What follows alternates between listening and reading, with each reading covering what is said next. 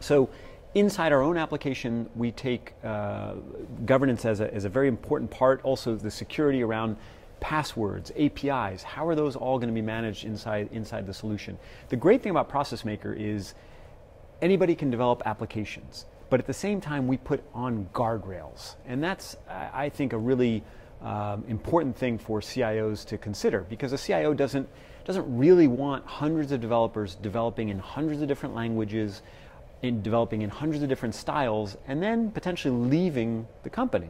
And then nobody really knows how it was built, how to re-engineer it, how it was worked. When you're building something in ProcessMaker, it's going to live within certain bounds, and those bounds give security to the enterprise that's taking it on, so that they know that they can maintain it over time, that other people will be able to understand it as they look at it. And just to give you an example, inside ProcessMaker, if I do want a developer to develop, we give them the flexibility of developing in any language they want to develop in.